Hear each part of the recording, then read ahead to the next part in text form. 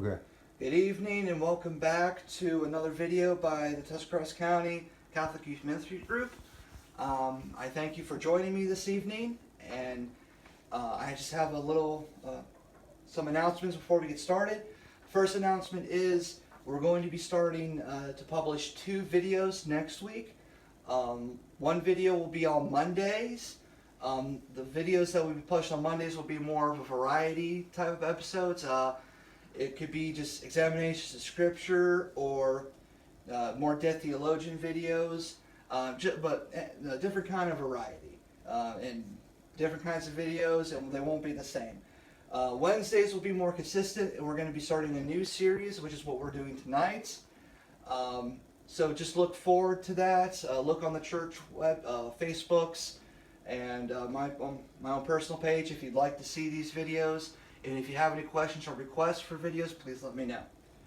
Of course, the series we're going to be starting today is called The Saints Update. This is something I came up with. It's based on what we did for Dead Theologians. It's going to be a little bit more simplified. It's going to be more streamlined. And I hope you enjoy it.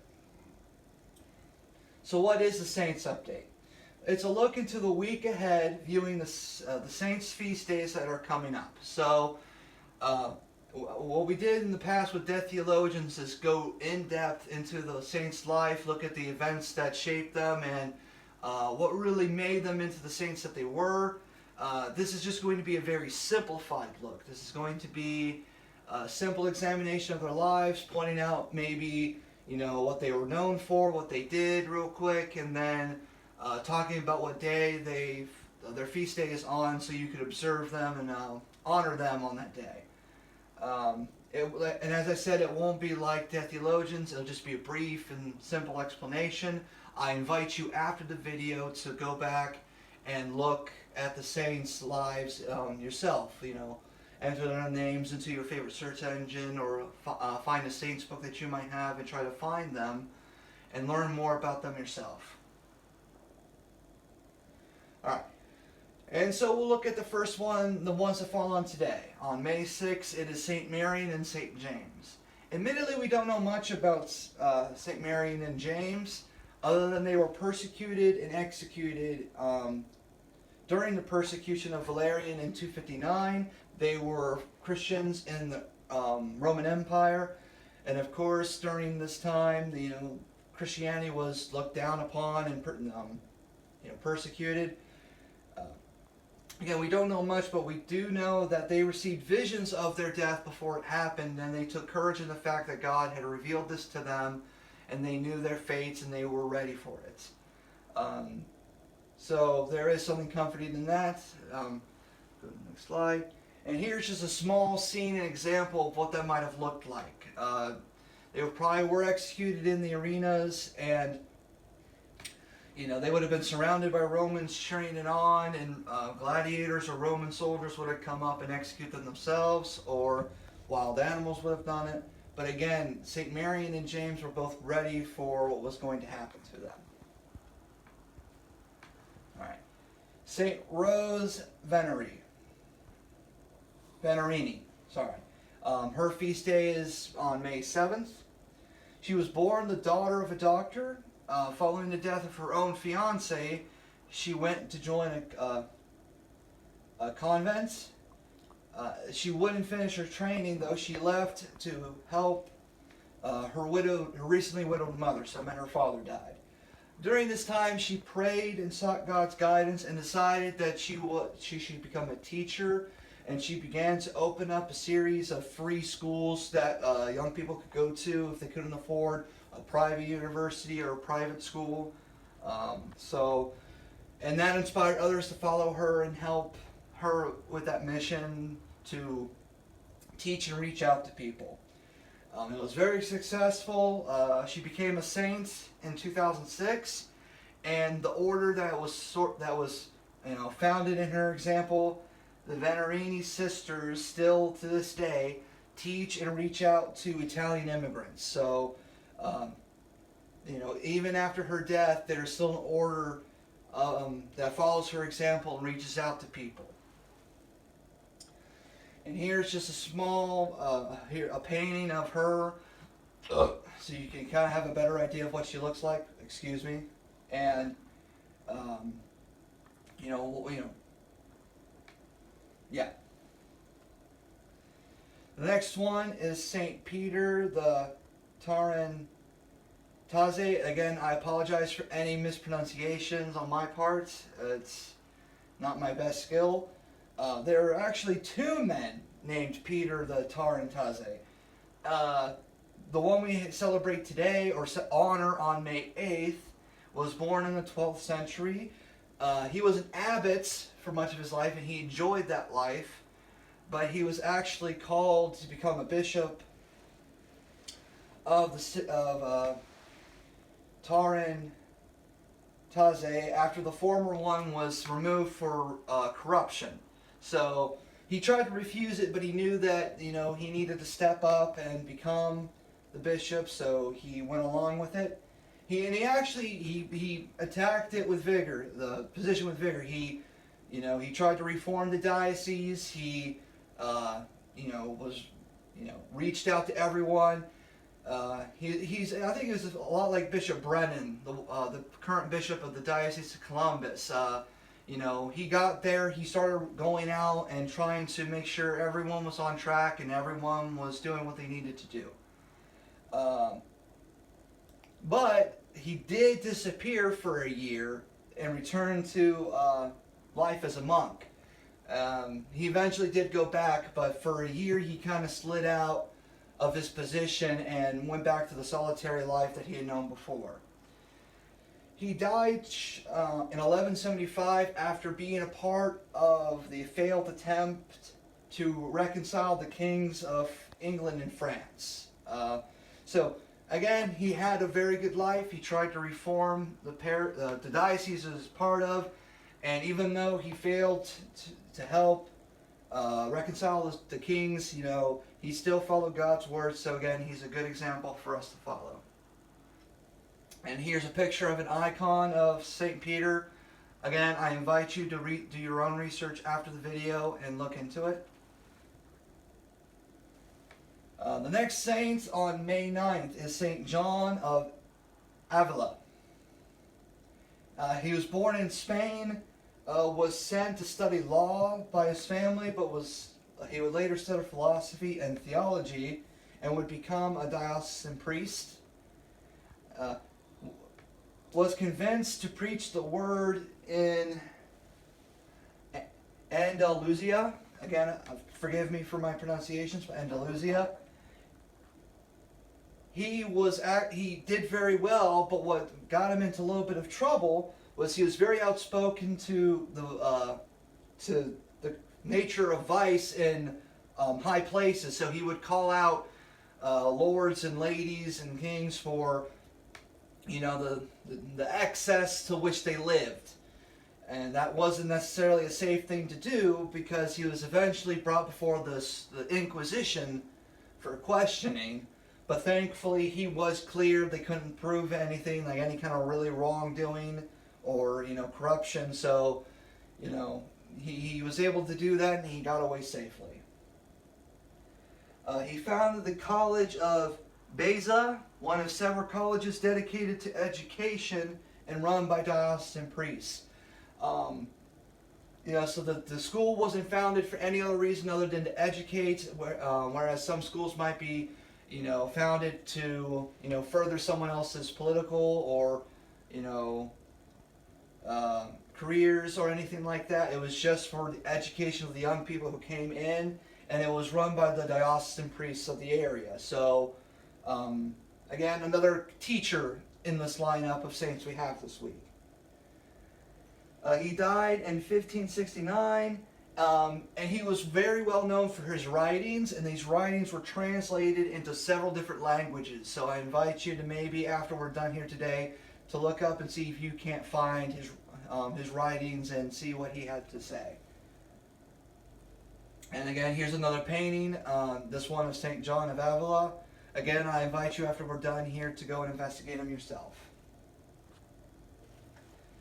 Our next saint is on May 10th. It is St. Damian and again, I apologize for the pronunciation, Devestor of Molokai.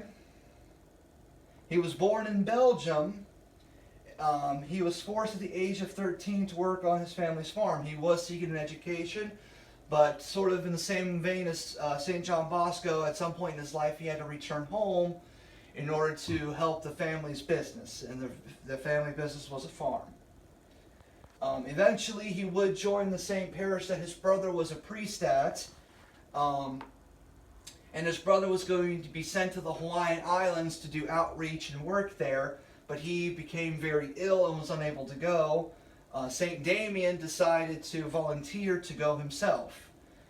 He began good work there, and one of the things that were present on the Hawaiian Islands was the leper colony. And what they used to do there was there were four main priests or workers there on the islands, and they would rotate every 3 months in this leper colony.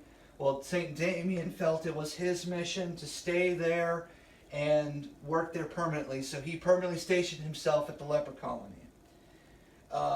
And he did very good work there. Life immediately, changed when they had a permanent person there to help.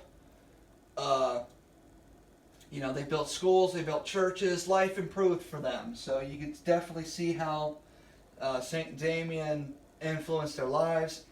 He would eventually contract the disease himself and die due to complications because of it.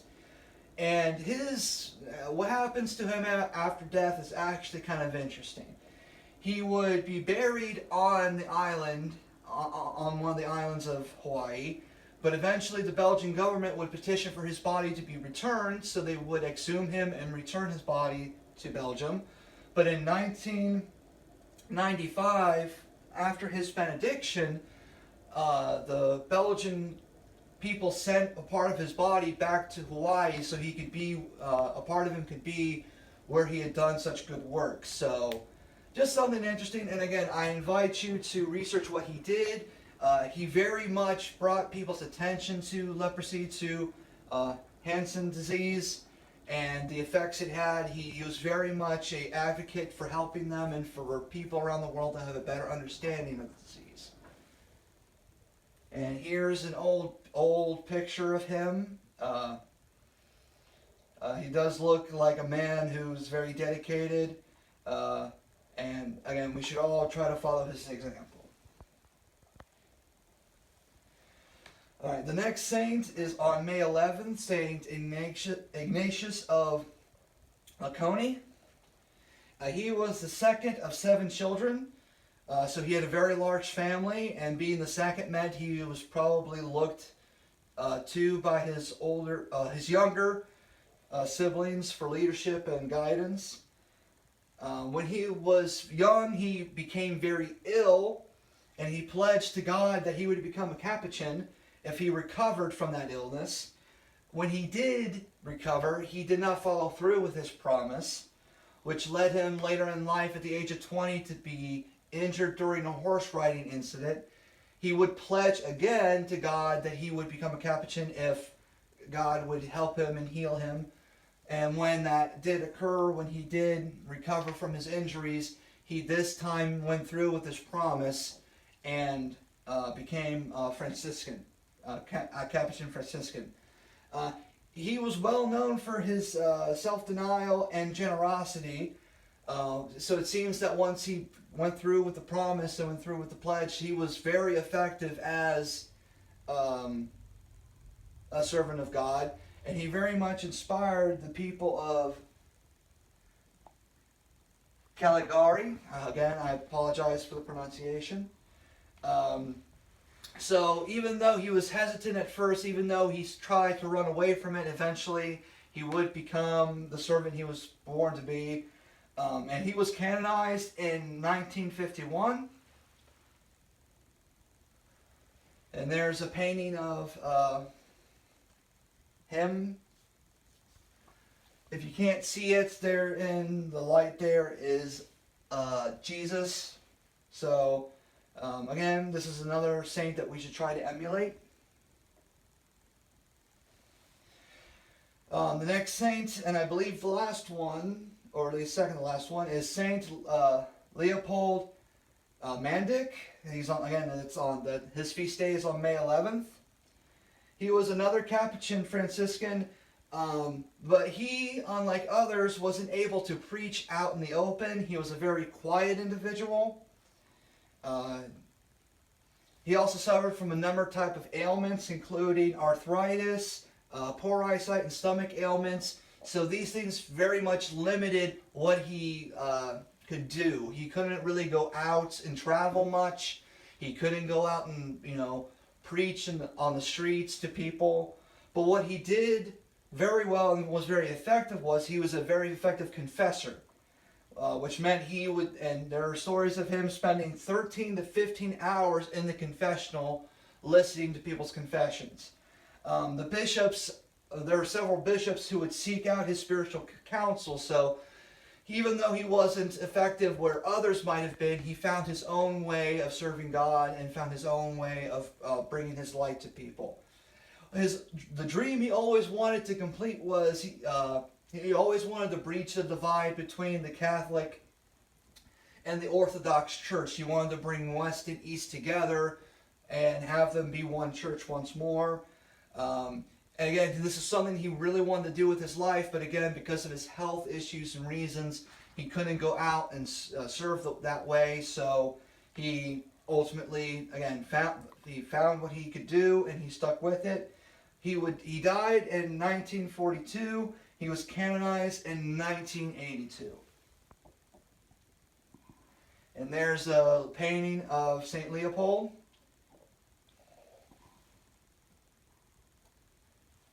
So just to wrap up, what's the takeaway from all this? Well, I hope, first of all, you have been interested in any of the number of saints we talked about today. I hope that after this video, you go and investigate for yourself their lives and what they did. Just a couple quick points. God may call you far away or for you to stay where you are. Again, we had several examples today of saints who were either just called to serve where they were, like St. Leopold was, or to be taken far, far away, like St. Damien was when he was called to the Hawaiian Islands. So again, God may call you to go somewhere far away from where you're comfortable with, or just ask you to stay where you are. Either way, you're called to serve Him there. Health and distance might get in the way. Don't despair. Again, going back to what we said before, you may be asked to travel far away, and that might be very intimidating. Or you may suffer like St. Damien did from an illness, or like St. Leopold did from multiple issues. Don't let that get in the way of serving God, and don't despair because of it. God gives you what you can handle, so if you have these illnesses or ailments, God gave them to you so that you could better glorify His word and His name in His service. So don't despair because of that. Pray for guidance. This is one of the best ways to find God's will. Going back to St. Rose, she prayed during her time with her mother and found that the best thing for her to do was to become a teacher. And I know many of the other saints that we've witnessed here today also prayed. St. Marian and James prayed for strength before they were executed, and the other saints also prayed for healing, for guidance. So, if we follow one thing these saints did, we should pray more often and pray to find God's will in our lives. That's the best. It's our first form of communication with Him, and we should always try to explore it. Well, that's the end of